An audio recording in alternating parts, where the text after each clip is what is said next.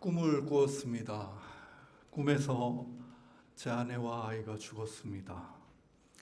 저는 울고 있었고 그런 제 모습을 보다가 잠에서 깨었습니다. 새벽에 일어났는데 사방이 고요했고 공기조차 멈춰 있는 듯 아득한 그런 순간이었습니다.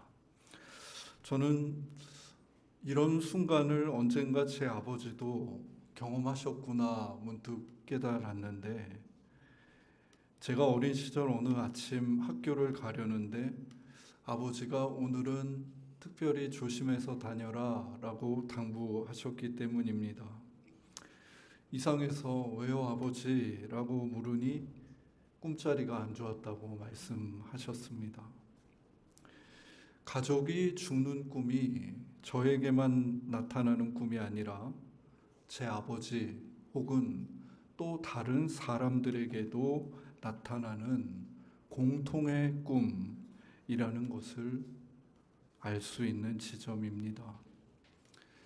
칼 구스타프 융은 꿈을 통해서 우리 인간이 가진 집단 무의식이 드러난다고 말합니다.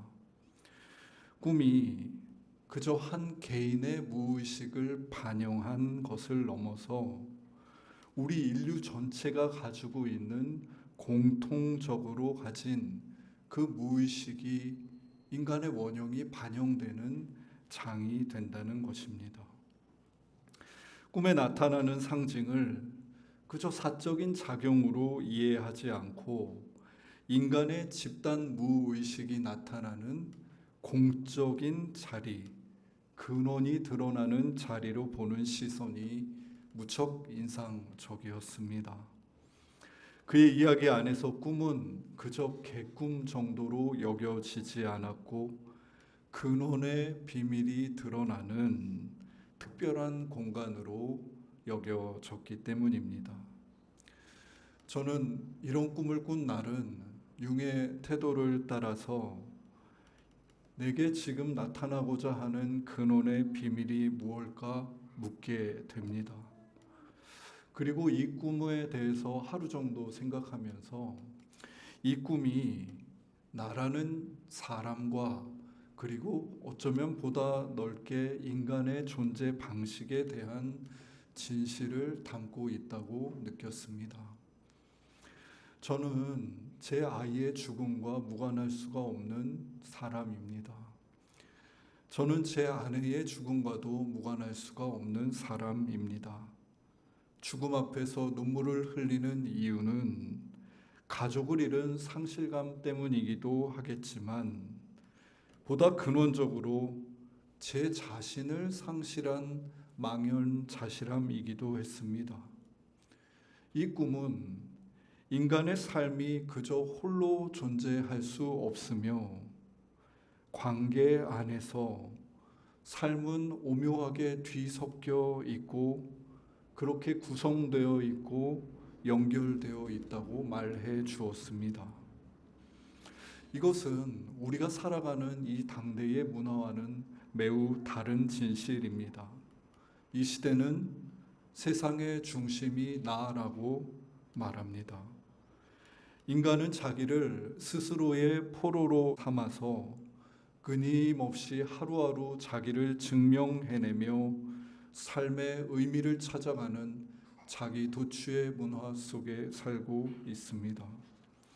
노력, 능력, 성공과 성과, 그것은 미덕이며 그것을 인정받고 개인이 이룬 성취로 받아들이는 것이 이 시대의 보편적인 일입니다. 이렇게 나라는 한 사람을 세상의 중심으로 여기면 다른 사람들은 변두리가 되고 맙니다. 나의 배우자, 자식, 친구들을 그저 내게 도움이 되는 주변인 정도로 여기게 되는 것입니다. 저는 유명한 사람들을 통해서 이런 이야기를 여러 번 듣습니다. 부자가 되고 싶으면 주변에 부자를 두어라. 주위에 긍정적인 사람들과만 있어라 라고 거듭 말하는 이 시대의 표현은 그저 내 성공과 내 인생에 도움이 되는 인간과 그렇지 않은 인간을 구분하고 가려서 관계를 맺으라고까지 당부합니다. 그때 우리는 한 인간을 주변화시키고 도구화시키면서 스스로 더욱 외로워지고 맙니다. 이런 한 인간이 세계의 중심이 되는 구도를 가부장 사회에서 많이 보았습니다. 가부장 사회의 중심은 아버지입니다.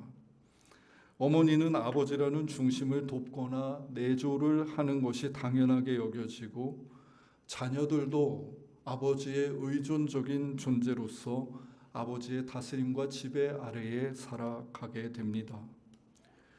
가부장 사회는 대부분의 아이들 그리고 우리가 접한 최초의 세계이고 거기서 아이들과 우리는 중심과 변두리, 높고 낮음의 위계를 본능적으로 체화하며 살았습니다. 제 아내는 가끔 제가 아이들에게 소리를 높이며 화를 내려고 하면 절대 그렇게 하지 말라고 저를 강하게 말립니다. 저는 그 명령을 따라서 아직까지는 소리를 높이고 있지 않습니다. 이유는 그렇습니다.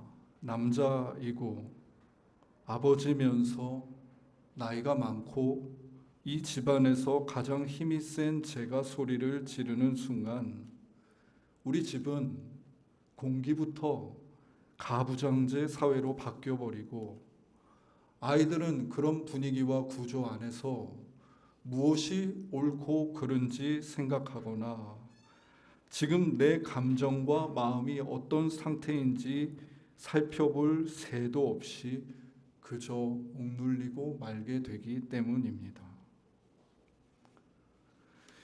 역사적으로 거슬러 올라가면 이 가부장 사회는 로마 시대의 아버지 파테르 파밀리아스로부터 강화되며 이어져 왔습니다.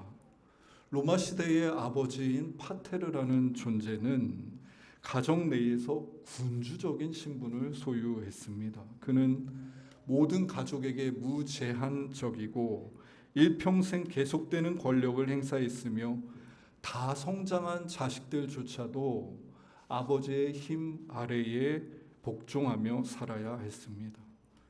심지어 이 로마 시대의 아버지의 권력은 형벌권과 사형권을 포함했다고 합니다. 그러니까 아버지가 가족 구성원들의 생명과 죽음을 지배하는 권세를 소유하고 있었던 것입니다. 문제는 이러한 가부장제 사회의 경험이 인간의 1차적인 인식 세계를 구성하고 나면 그것이 우리가 바라보는 다른 모든 인식에 기초가 되고 영향을 미친다는 데 있습니다. 로마 시대에 경험한 이런 강력한 아버지 파테르의 모습은 기독교의 하나님에게로 그대로 옮겨서 반영됩니다. 하여 저 근동 지방과 유럽의 기독교는 근본적으로 가부장적인 면모를 가지고 있습니다. 하나님 아버지는 심판하시는 분, 진노하시는 분, 그리고 두려움과 존경의 대상이 됩니다. 하나님은 아버지의 권세와 주의 권세를 가지고 있기 때문에 인간은 그분에게 순종하는 자녀이면서 동시에 종이 되어야 합니다. 그런데 여러분, 우리가 정작 믿고 따르고 있는 우리 예수님은 하나님을 어떻게 대하셨습니까? 그분은 하나님 아버지를 파테르가 아니라 아바라고 부릅니다. 이 아바라는 말은 예수님이 사용하던 아람어인데 이는 어린아이가 가장 먼저 부모에게 하는 말이며 부모를 향해서 아무 뜻 없어도 중얼거리는 그 본능적인 소리를 뜻합니다. 이 말에는 존재의 근원을 향한 신뢰가 담겨 있습니다. 그 근본 신뢰의 대상은 아버지든 어머니든 상관이 없습니다. 아바는 하나님의 남성됨이나 주로서의 존엄성을 확인하는 말이 아니라 그 하나님과 우리의 관계를 반영하는 말입니다. 예수님은 오늘 우리가 읽은 복음서 요한복음 16장 15절에서 무릇 아버지께 있는 것은 다 내 것이라고 말씀하십니다. 여러분, 이보다 깊은 연결감을 표현한 말이 있을까요? 아버지께 있는 것이 다 내 것이다 라고 하는 그 예수님에게는 주종의 관계가 느껴지지 않습니다. 그것은 로마 시대의 군주적인 아버지와 아들의 관계를 상상하지 못하게 합니다. 여기에는 우리가 다 알 수 없는 관계, 어떤 연합이 담겨 있습니다. 그 관계를 물론 우리는 경험해 본 적이 없겠지만 기독교는 역사적으로 이 특별한 아버지와 아들의 관계를 표현하기 위해서 골몰했고 그것을 삼위일체라고 말합니다. 삼위일체라는 말은 성부 하나님과 성자 예수님 그리고 영이신 성령님이 연합하는 신비로운 방식을 뜻합니다. 삼위일체의 방식은 일단 아버지와 아들의 위계를 폐기합니다. 가부장제가 그려온 관계성에 기인한 모든 신에 대한 권위도 폐기합니다. 이 로핑크라는 사람은 심지어 이렇게까지 말합니다. 우리들에게는 하나님이 유일한 아버지이시기 때문에 예수님의 사귐은 그 이후로부터 아버지들의 종말이다. 예수님이 삼위일체의 신비 안에서 하나님 앞에 머물러 있는 동안 우리 몸에 1차적으로 새겨져 있는 가부장적인 하나님에 대한 인식은 종말을 맞았고 반대로 생명의 근원이며 내 곁에 계신 아바 하나님에 대한 진실은 더욱 또렷해졌던 것입니다. 오늘 성서일과 본문은 이런 삼위일체적 신비의 관계를 파편적으로 증언합니다. 로마서 5장 1절을 보면 우리 주 예수 그리스도로 말미암아 하나님과 화평을 누리자고 바울이 말합니다. 여러분, 이 화평은 우리가 잘 알고 있는 히브리어 샬롬의 상태를 말합니다. 적대 관계가 완전히 사라진 상태, 내가 가장 자유로운 본연의 모습으로 있을 수 있는 회복된 상태를 의미합니다. 로마 시대의 파테르, 절대적인 아버지에 대한 개념을 가진 사람들에게 이는 얼마나 변혁적이고 새로운 관계성이었겠습니까? 하나님 아버지와 그 위계도 없는 화평을 누린다니, 나의 생사수탈권을 가진 아버지 앞에서 우리가 가지게 되는 근본적인 두려움과 긴장과 자기 검열도 없이 우리가 하나님을 그저 아빠로 여기며 한없이 자유로워도 괜찮은 것인가? 로마의 그리스도인들은 질문했을 것입니다. 바울은 당연히 예스라고 대답합니다. 그래서 시편 8편과 같은 시도 등장할 수 있었습니다. 시편 8편 4절에는 사람이 무엇이기에 주께서 그를 생각하시며 인자가 무엇이기에 주께서 그를 돌보시나이까 라고 말합니다. 시인은 만물을 지으신 창조주 하나님이 나라는 작은 자 한 사람을 지금 돌보고 계시다는 감각을 합니다. 그가 생각한 하늘과 땅의 거리는 이 하나님과 나의 신앙 안에서 무화될 뿐만 아니라 심지어 하나님은 당신이 있는 자리에 사람을 초대하기까지 하십니다. 6절입니다. 주의 손으로 만드신 것을 다스리게 하시고 만물을 그의 발 아래에 두셨으니.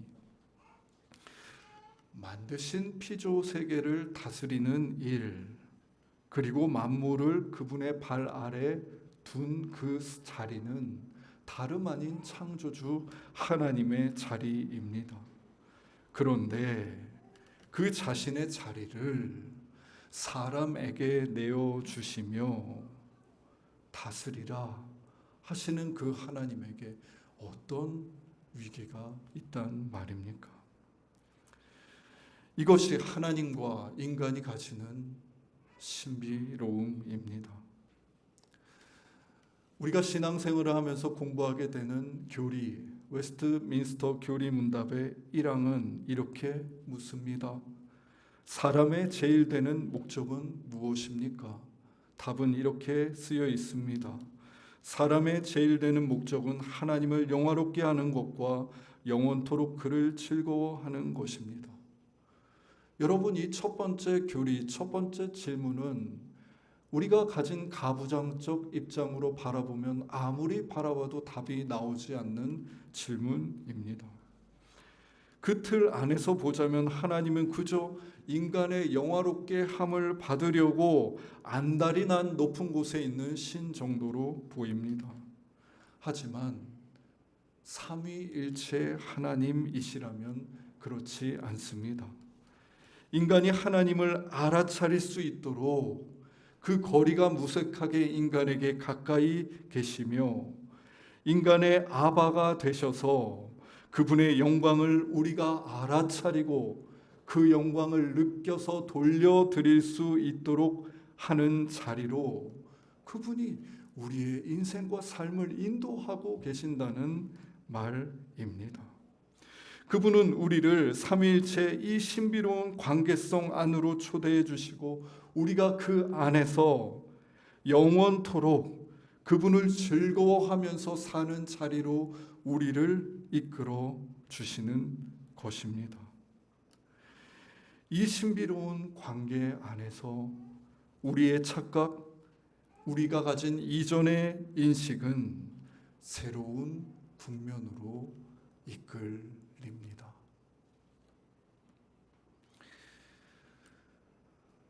저는 개를 2마리 키우고 있습니다. 먼저 키운 서로의 몸무게는 25kg입니다. 이후에 키우게 된 살구의 몸무게는 3.72kg입니다. 한 마리는 대형견이고 한 마리는 소형견입니다.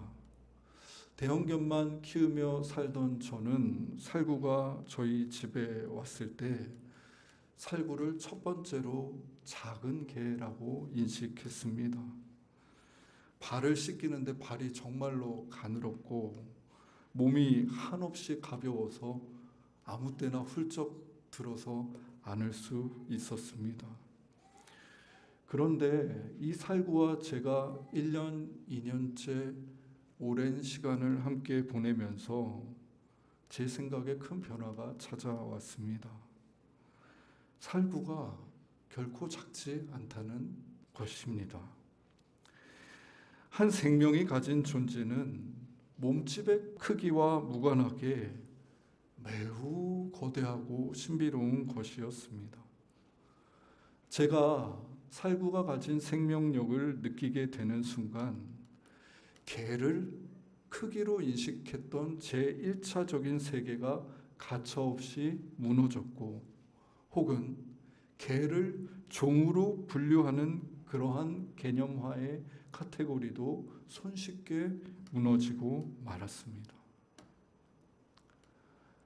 생명과 생명이 오롯이 내가 다 표현할 수 없는 관계성 안에 마주했을 때 무너지는 것들이 있더라는 것입니다.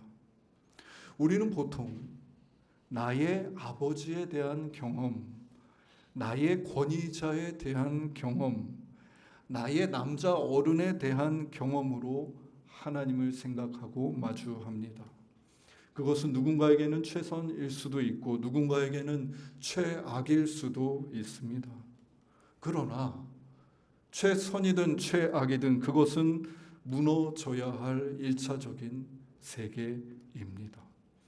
그것은 가부장적이고 위계적이며 권력 중심적인 하나님 이해입니다. 우리는 예수 그리스도를 통해서 하나님을 대하는 다른 방식, 다른 관계성, 곧 삼위일체의 방식을 목도하게 됩니다.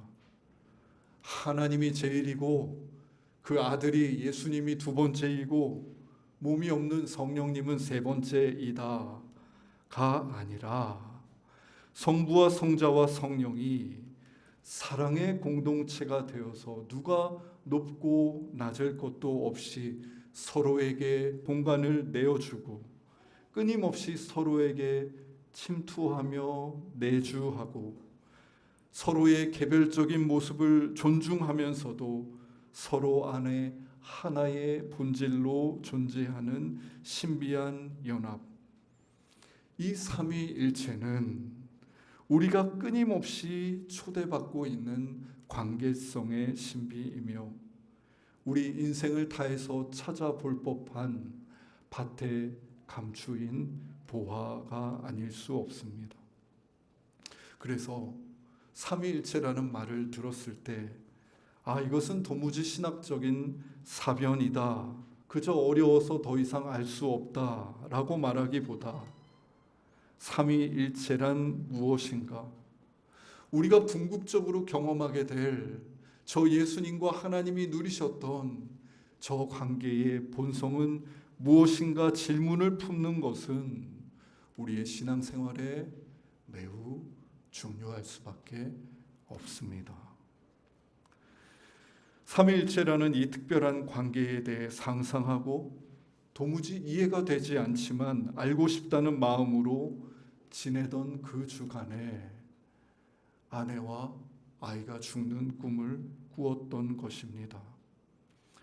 그 꿈에서 내가 중심이고 저들은 변두리인 상태가 아니었습니다. 그 꿈은 그들이 나이고 내가 그들이며 그들의 죽음은 곧 나의 죽음이며 나의 죽음 또한 그들의 죽음이라는 제가 다 표현할 수 없는 신비한 연결 그리고 관계성을 나타내 주는 것 같았습니다.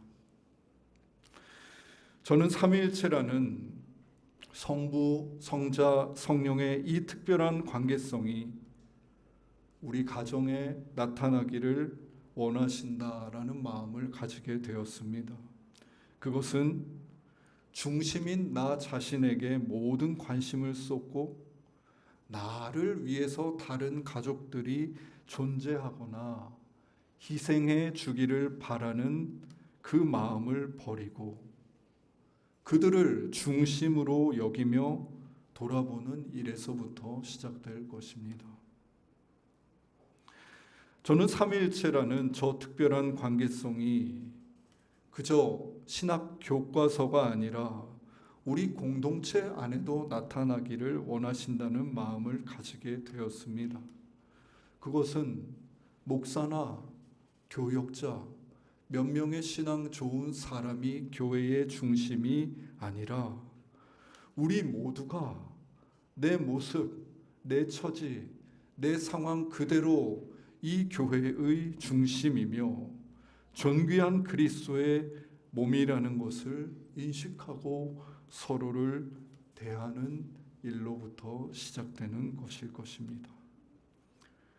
그리고 우리가 지배하고 멋대로 다스리고 있는 이 세상과 인간과의 관계도 삼위일체라는 특별한 사랑의 관계 안에서 새롭게 이해하기를 바라신다고 느꼈습니다.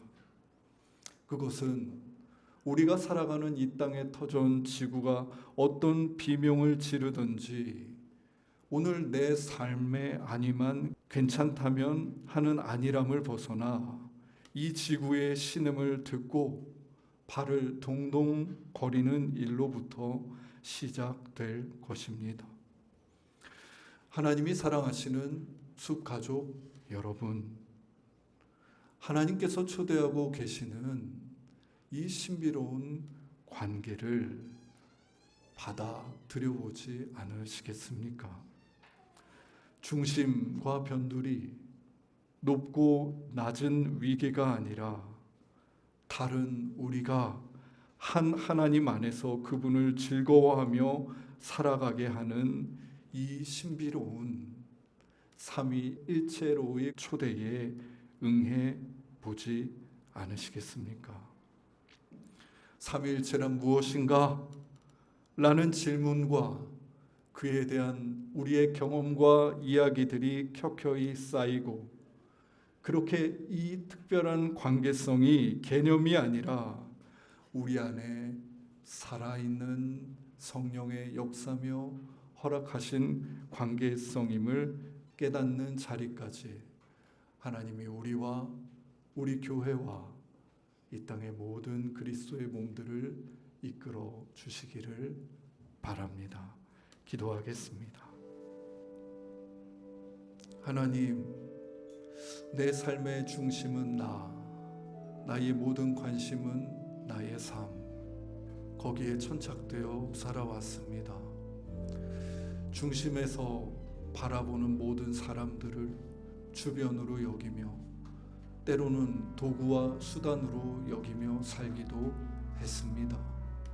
알게 모르게 은밀한 형식으로 드러나는 형식으로 직장에서, 가정에서, 친구 관계에서 지배하고 다스리고 내 유익을 따라 움직이려는 욕망으로 관계 맺기도 했습니다. 주님, 그것이 저희에게 익숙한 가부장제 사회에서 습득한 모습이기도 했습니다. 그러나 주님, 삼위일체라는 우리가 경험해보지 못한 새로운 관계성으로 우리를 초대하여 주시니 감사합니다. 예수를 그리스도로 믿고 따르는 이 신앙의 여정에 주님, 우리가 그 관계성을 맛보고 그 관계성이 그저 책 속에 있는 개념이 아니라 우리 안에 이루어지는 현실임을 목도하게 되기 바랍니다. 성령님, 우리의 예배와 우리의 신앙생활과 그리스도의 몸된 지체들과 더불어 살아가는 모든 순간들 위에 함께 하시사 삼위일체의 신비를 나타내시고 드러내 주십시오. 우리와 이 땅의 모든 공동체와 잘못된 가부장적 하나님에 대한 인식으로 고통받는 모든 이들에게 삼위일체 하나님의 은총이 함께하기를 바라며 예수님의 이름으로 기도드립니다. 아멘.